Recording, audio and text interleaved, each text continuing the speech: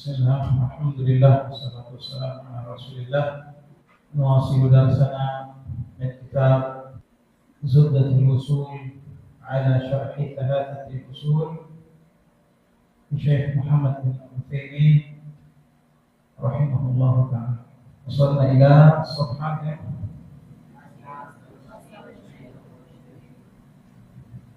Baik, wasalna ila safhat at-tasi'ah wal 20. Kemarin kita membahas tentang dalil dari 4 hal yang wajib diketahui, yakni ilmu, amal, dakwah dan sabar. Dalilnya surah Al-Asr. Qala Asy-Syafi'i rahimahullahu ta'ala, "Law ma anzalallahu hujjatan 'ala khalqihi illa hadhihi surata lakafathu."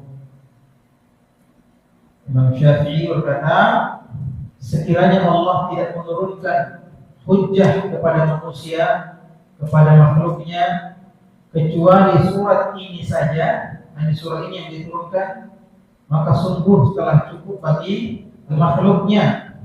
Cukuplah surat ini saja sebagai hujjah bagi mereka. وقال البخاري رحمه الله تعالى باب العلم قبل القول والعمل. Al-Imam Bukhari dalam sahihnya meletakkan satu bab yang diberi nama bab, kalau di sini dibaca babul al-ilmu qabla al-qawli wal amal. Di situ ditaruh tanwin untuk memutus bab dengan al-ilmu sehingga tidak menjadi mudhafun ilaih. Ya. Kalau dia dijadikan mudhafun ilaih, maka bacanya babul ilmi qabla al-qawli wal amal. Maka di situ ditaruh babun. Ya, bab judul bab tersebut adalah al-ilmu qabla al-qawli wal amal. Ilmu itu sebelum berbuat atau sebelum berbicara dan sebelum melakukan, sebelum beramal. Maksudnya apa? Apa yang kita ucapkan, apa yang kita amalkan harus diilmui terlebih dahulu. Ya, diilmui terlebih dahulu. Kata Imam Bukhari, wa dalilu qawluhu ta'ala, fa'lam annahu la ilaha illallah wastaghfir li dhanbik. Ketahuilah bahwasanya tidak ada yang berhak disembah kecuali Allah. Setelah itu apa lanjutannya?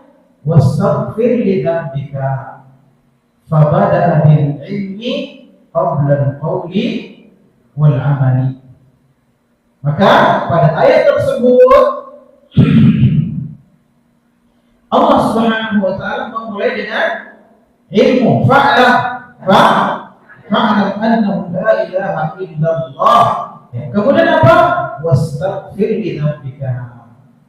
Ya. Ini amalan. Istighfar itu apa? Amalan. Maka di sini kata Imam Bukhari, Allah Subhanahu wa ta'ala memulai bab ini dengan ilmu sebelum perkataan dan perbuatan. Nah, Asy-Syafi'i. Siapa namanya Imam Syafi'i? Huwa Abu Abdullah Muhammad bin Idris. Muhammad bin Idris ini namanya Muhammad. Ya, Abu Abdullah itu kunyahnya. Bapaknya siapa namanya? Idris. Ya, kakeknya namanya Al-Abbas. Ya, buyutnya namanya Utsman. Ya. Kemudian bapaknya buyutnya disebut Syafi' Al-Hashimi. Jadi dari Banu Hashim. Dari Banu Hashim. Banu Hashim ini keluarganya Nabi sallallahu alaihi wasallam. Siapa lagi yang ingat nasabnya Nabi? Muhammad bin Abdullah. Bapaknya Abdullah siapa namanya? Abdul Talib. Siapa namanya itu Abdul Muttalib? Syaibah. Kenapa disebut Syaibah? Karena waktu lahir ada Syaib. Apa itu Syaib? Uban. Ada ubannya. Ya. Kenapa disebut Abdul Muttalib? Karena dia lahirnya di Madinah. Lahirnya di mana? Di Madinah. Tidak ditahu oleh keluarganya. Ya, meninggal bapaknya. Siapa namanya bapaknya Abdul Muttalib? Hashim. Meninggal Hashim. Ketika apa? Ketika menuju ke Syam, dia meninggal. Sehingga orang-orang tidak tahu kalau Hashim ini punya anak di Madinah. Sampai suatu ketika saudaranya Hashim yang bernama siapa? Al-Muttalib. Jadi Muttalib ini siapa? Saudaranya Hashim. Muttalib kemudian mengunjungi Madinah dan dikasih tahu sama orang-orang ini ada keponakan di sini. Dibawa lagi keponakannya pulang ke kampungnya ke Makkah. Karena orang-orang tidak kenal siapa ini anak kecil ini, si Syaibah ini. Nah, dikira budaknya Muttalib, dikira budaknya Muttalib. Maka dia dijuluki apa? Hambanya atau budaknya Muttalib. Apa bahasa Arabnya budaknya Muttalib? Abdul Muttalib. Ya, Abdul Muttalib. Ya, ini kakeknya Nabi. Bapaknya Abdul Muttalib siapa namanya? Hashim. Hashim ini kakeknya Imam Syafi'i juga. Jadi Imam Syafi'i ini juga merupakan ahlul bait Rasulullah. Ya, Al-Hashimi Al-Qurashi. Ya, keturunan Hashim, keturunan Quraisy. Wulida fi Gaza. Ya, di mana dilahirkan Imam Syafi'i?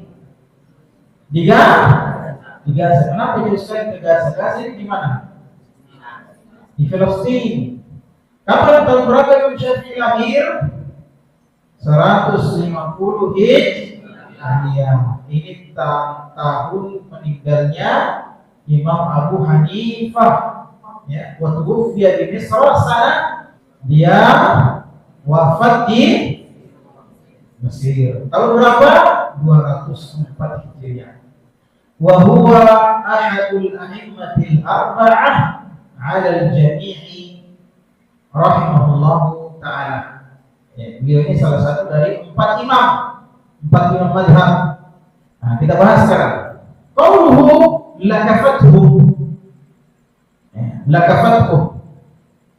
Perkataan Imam Syafi'i tadi, "Law ma anzalallahu hujjatan 'ala khalqihi illa hadhihi surah lakafathu." Sekiranya Allah tidak menurunkan hujjah kepada makhluknya kecuali surah Al-Asr ini, maka cukup bagi mereka. Tapi ingat, ini sebagian ulama mengatakan ini bukan perkataan Imam Syafi'i. Tetapi Imam Muhammad bin Abdul Wahhab yang menulis Al-Usul Tsalatsah menguatkan bahwa ini perkataan Imam Syafi'i. Sebagian ulama berkata, ya, perkataan Imam Syafi'i, "Law tafakkara an-nasu hadhihi surata lakafathu." Law tafakkara an-nasu hadhihi surata lakafathu. Sekiranya manusia memikirkan betul-betul surah ini, surah Al-Asr, maka sungguh cukup bagi mereka. Qauluhu lakafathu.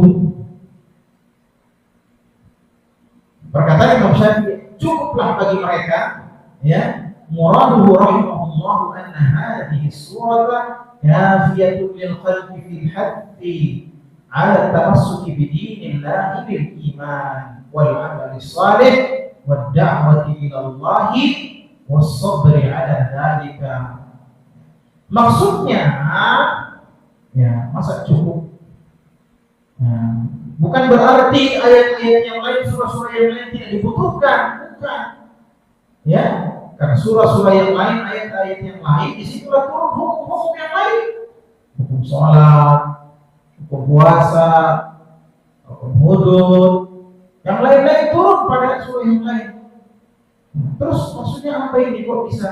Maksud surah ini cukup bagi makhluk untuk memotivasi mereka. Hatta yahutsu memotivasi.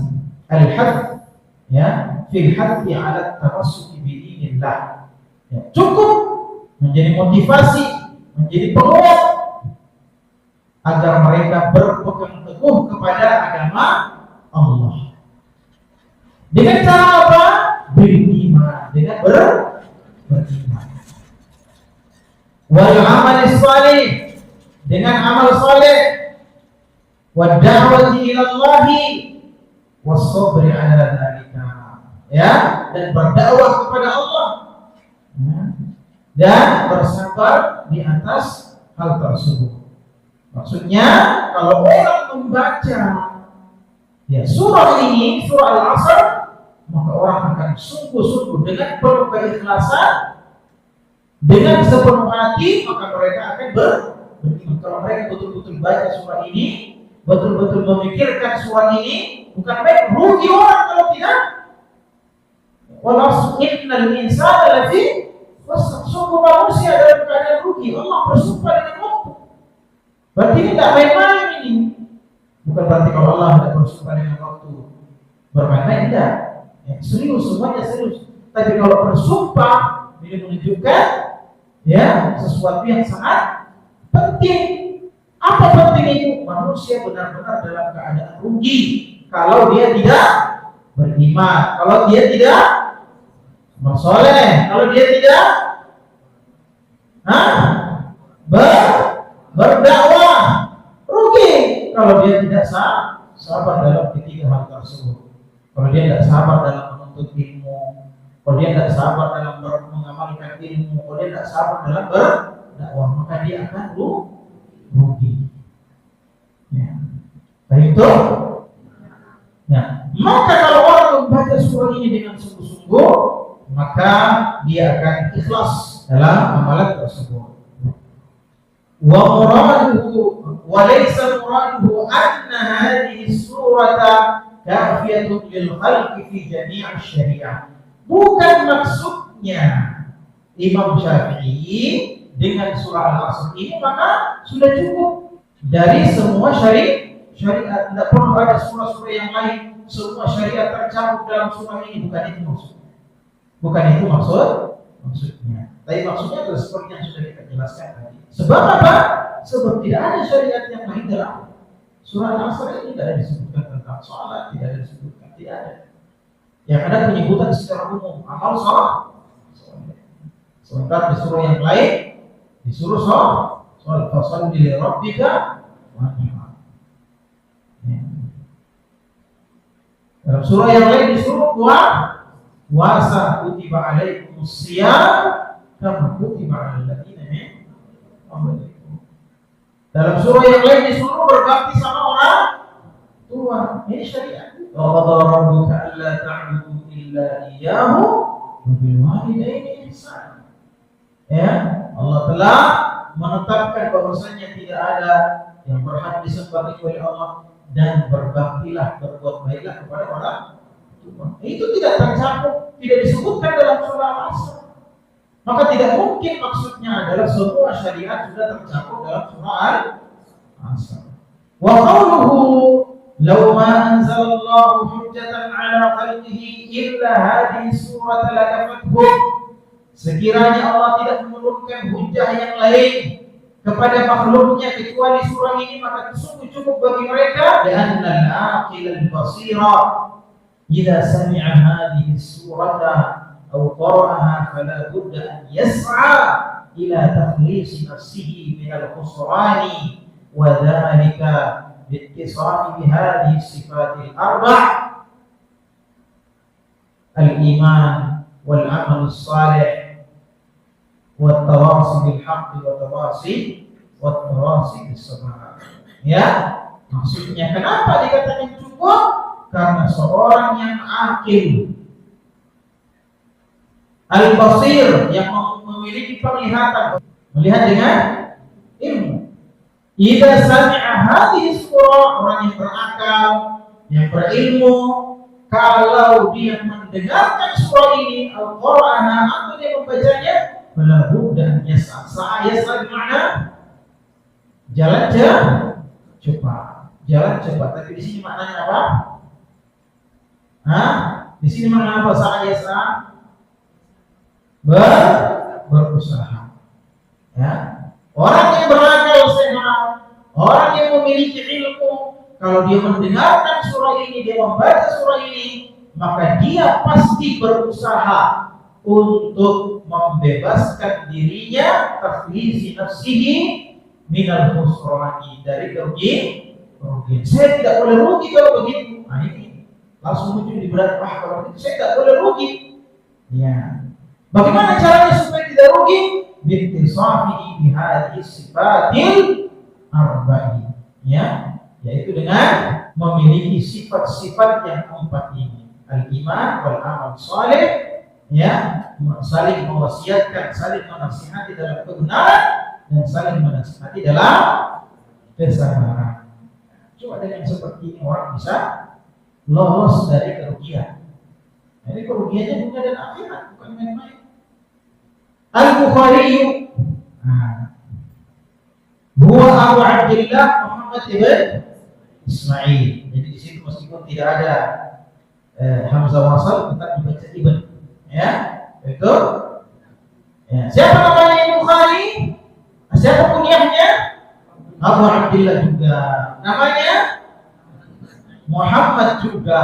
Sama dengan Syafi'i. Muhammad sama-sama kunyahnya Abu Abdullah. Tapi Imam Syafi'i lebih dulu dari Imam Bukhari. Nah, Muhammad ibn Ismail ibn Ibrahim ibn Al-Mughirah, nisbahnya kepada Al-Bukhari. Kenapa Bukhari? Karena wulida di Bukhara, dia lahir di kampung yang bernama Bukhara. Bukhara ini ya nama kampung. Karena dia orang Bukhara maka disebut Bukhari. Dia orang Indonesia maka disebut Indonesia. Dia orang Saudi maka disebut Saudi. Wulida di Bukhara fi Syawal sana 94 wa 100. Ya, 194 Hijriah. Nasya'a yatiman, coba lihat. Imam Bukhari juga anak yatim juga, coba lihat. Ya, anak yatim. Tidak menghalangi dia untuk menjadi seorang ulama.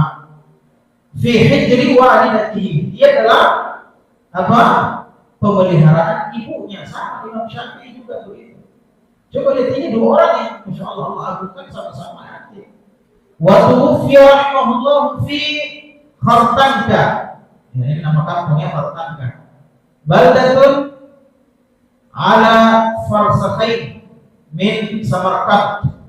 Dia meninggal di Khartanka, ya sebuah negeri yang jaraknya sekitar 2 farsakh dari Samarkand. 1 farsakh itu sekitar 5 kilo. Ya, jadi kalau 2 farsakh berarti sekitar 10 kilo, dekat sekali dari Samarkand. Ya, kapan dia meninggal? Lailatul Idul Fitri. Ya, pada malam Idul Fitri. Sana Situn wa khamsina wa mi'atain, ya tahun 256 Hijriah. Ya. Nah. Baik. Qauluhu fa bada'a bil ilmi qabla al-qawli wal amal. Maka Allah dalam dalam ayat yang tadi, mana itu ayatnya tadi? Fa'alam annahu la ilaha illallah. Astaghfirullah. Dalam ayat itu Allah memulai dengan ilmu sebelum perkataan dan perbuatan. Ya. Jadi seorang ahli ilmu, seorang ahli sunnah wajib semua keadaannya dalam ilmu. Ini coba lihat ahli sunnah. Kenapa kita bikin aturan-aturan di pesantren? Supaya kalian tidur dengan ilmu. Tahu bagaimana caranya tidur? Apa doanya? Bagaimana cara tidur yang benar? Ada tidak cara tidur yang tidak benar? Bagaimana? Tengkurap. Tengkurap. Kenapa kamu tidak tidur tengkurap? Karena kamu tahu Ya, Nabi Shallallahu Alaihi Wasallam pernah mendapati ada seorang sahabat tidur tengkurap, kemudian dicungkil sama Nabi pakai kakinya Nabi. Ini tidurnya ahli neraka kata Rasulullah. Nah, dalam Sahih Bukhari, tidur tengkurap, perutnya di bawah. Kenapa tidak tidur tengkurap? Karena ditaruh bilang. Itu berarti tidurnya di atas ilmu dengan ilmu. Bangunnya dengan ilmu. Dia bangun. Apa yang dibikin kalau bangun? Berdoa. Berdoa apa doanya? Setelah itu apa?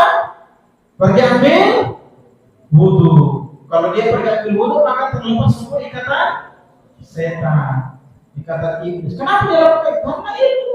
Coba lihat, ambil ilmu. Dia bangun di atas ilmu, tidurnya ilmu, berjalannya ilmu.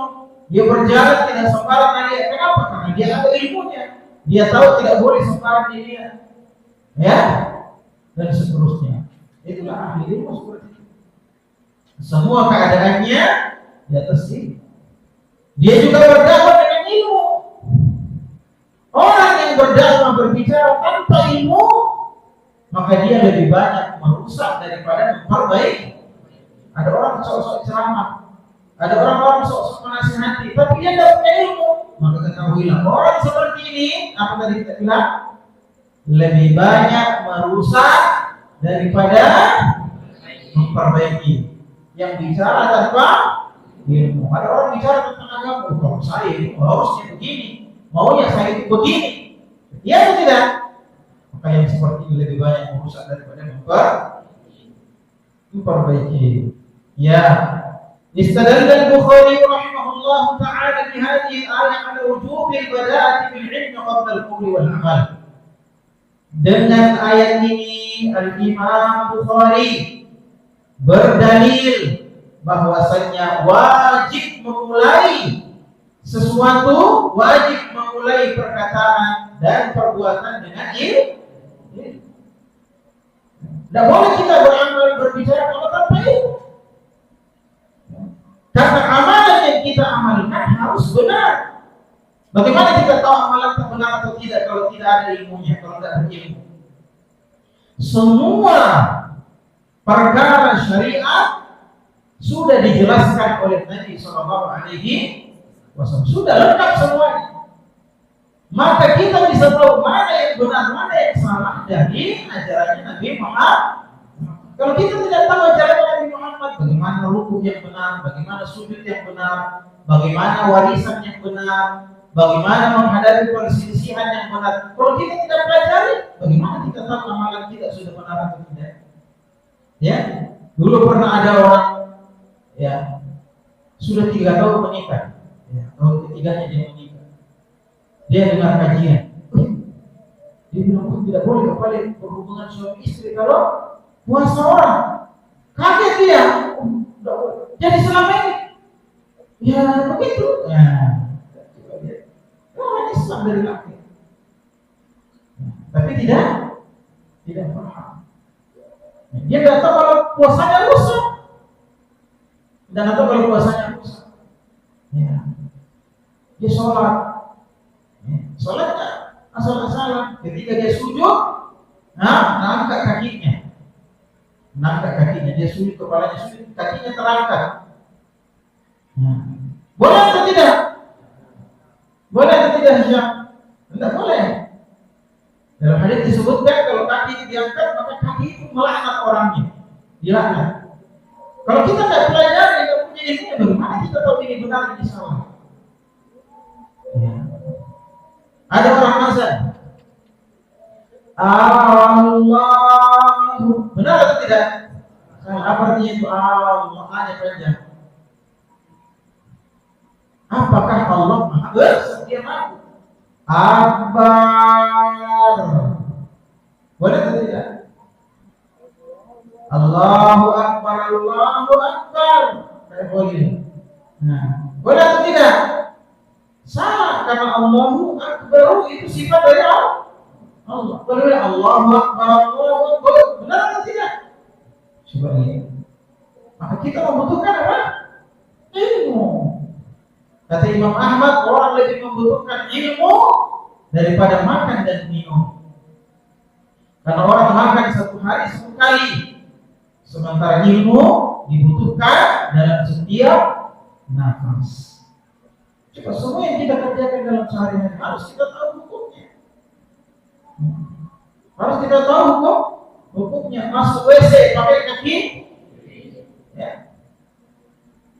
Pakai kaki kiri masuk WC, kaki kanan tidak dipakai. Pakai kaki kanan atau tidak? Terus kenapa tadi pakai kaki kiri? Semuanya bilang pakai kaki kiri. Pakai kanan tidak dipakai? Oke, masuk WC, masuk masjid pakai kaki kanan atau kaki kiri?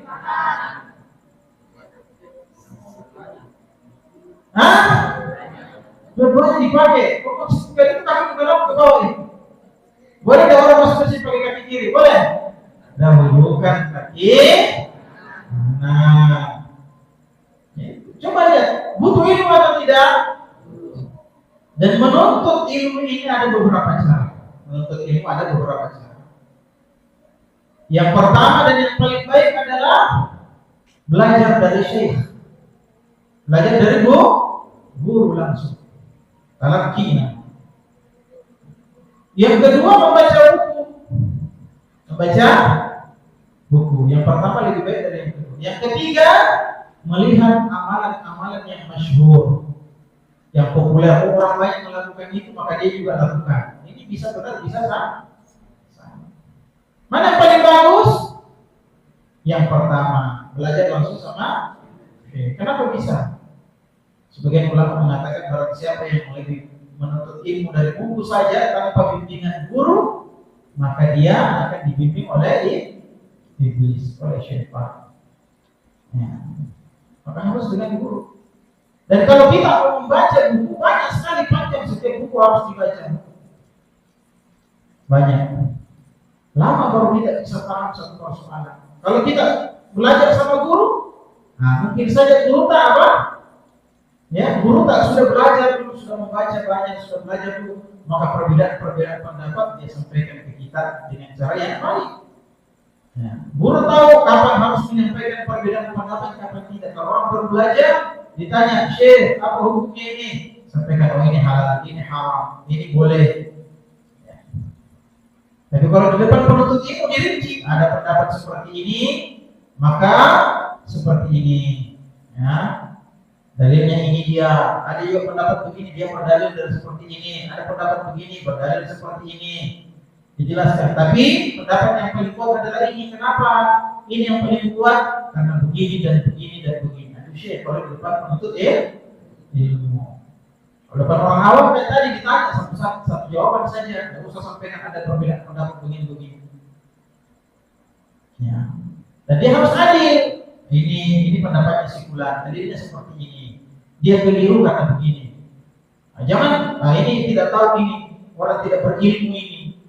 Ya, kalau berbeda pendapat langsung tidak berilmu. Ada orang kayak begini, tidak pantas jadi guru yang kayak begini. Ya, maka seorang guru bisa membantu kita meringkas perjalanan ilmu itu.